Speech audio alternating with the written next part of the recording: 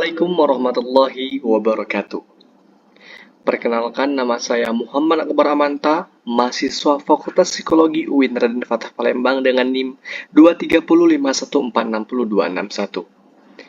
Hari ini saya akan menjelaskan tentang Depression, Anxiety, and Stress Skill atau disingkat dikenal dengan DAS, yaitu memahami kondisi psikologis kita. Baik, yang pertama itu adalah definisi. Skala depresi, kecemasan, dan DAS adalah psikometri yang dipertimbangkan untuk mengukur tingkat keparahan gejala depresi, kecemasan, dan stres pada individu. DAS bukan alat diagnostik, melainkan alat screening yang membantu mengidentifikasi potensi masalah dan memantau respon terhadap intervensi.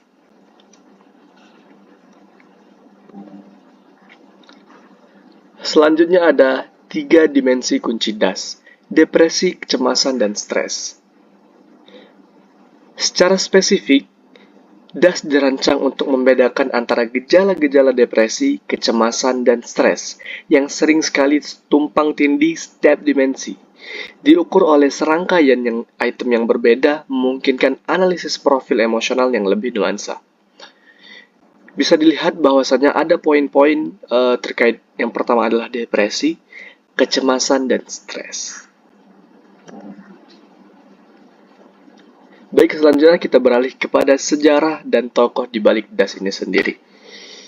Skala depresi, kecemasan, dan stres atau DAS dikembangkan oleh psikolog klinis Australia, Dr. Peter F. Lovibond dan Dr. Sylvia H. Lovibond pada awal tahun 1990-an.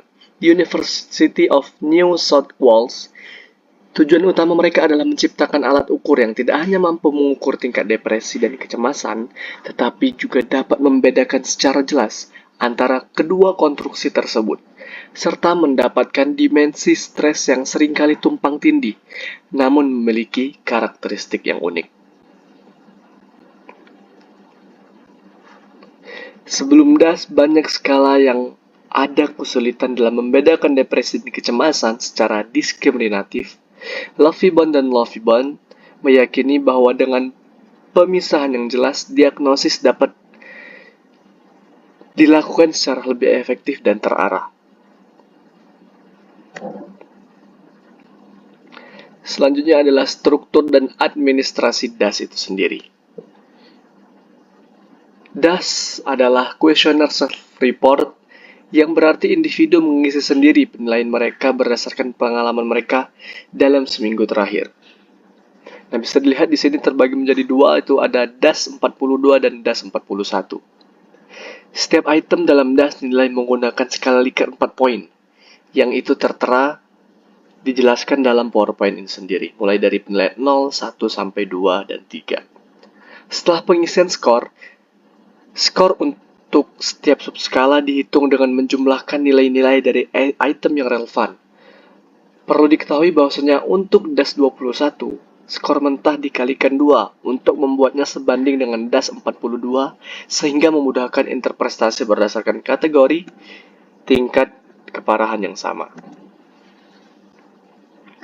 Oke, baik, selanjutnya adalah memahami tingkat keparahan kondisi Anda. Nah, setelah menjumlahkan skor untuk setiap subskala mulai dari depresi, kecemasan, dan stres, skor mentah tersebut dibandingkan dengan skor yang telah ditentukan untuk mengkategorikan tingkat keparahannya.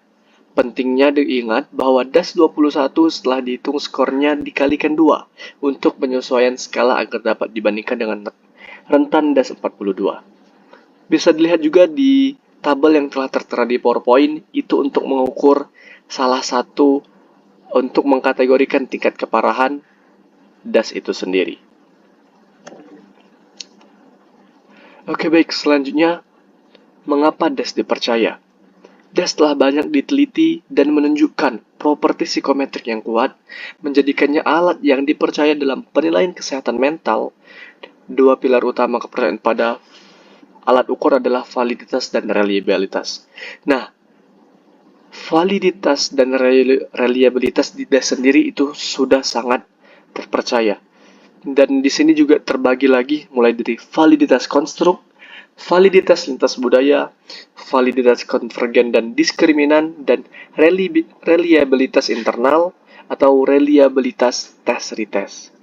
Kualitas psikometrik yang unggul ini menjadikan DAS pilihan utama bagi peneliti dan praktisi untuk menilai kondisi depresi, kecemasan, dan stres. Selanjutnya adalah penggunaan dalam klinis, riset, dan screening. Fleksibilitas dan keandalan DAS membuatnya banyak digunakan di berbagai bidang. Kemampuannya untuk membedakan antara depresi, kecemasan, dan stres sangat berharga untuk pengambilan keputusan. Bisa dilihat juga dalam pengaturan klinis, kita bisa melakukan screening awal, pemantauan terapi, evaluasi hasil, dan diferensiasi gejala. Dalam riset psikologi juga dia bisa digunakan sebagai pengukuran variabel, pengembangan teori, penilaian populasi, dan validasi lintas budaya. DAS juga sering digunakan dalam pengaturan non-klinis seperti screening kesehatan di tempat kerja, konseling sekolah, dan program kesehatan masyarakat untuk mengidentifikasi individu yang beresiko. Oke, baik. Selanjutnya, ini merupakan salah satu studi kasus singkat atau penerapan DAS dalam praktik. Suatu studi kasus mahasiswa dengan teknik tekanan akademik. Rina adalah seorang mahasiswa tingkat akhir yang sedang merasa cemas dan kesulitan tidur menjelang ujian. Dia juga merasa sedih kehilangan minat pada hobinya, dan Rina mencari bantuan di pusat konseling kampus. Nah, yang pertama yang harus dilakukan adalah asesmen awal dengan DAS 21. Itu konselor meminta Rina mengisi DAS 21 dan hasilnya menunjukkan yang tertera di PowerPoint. Dan juga selanjutnya, setelah melakukan asesmen awal, langkah selanjutnya adalah perencanaan intervensi. Nah, setelah dilaksanakan perencanaan intervensi, kita melanjutkan dengan pemantauan kemajuan. Skor DAS-nya menurun dan menunjukkan kemajuan yang signifikan ini membantu konselor dan Rina melihat efektivitas dari intervensi itu sendiri.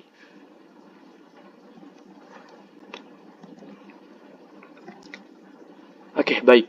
Kita berada di kesimpulan.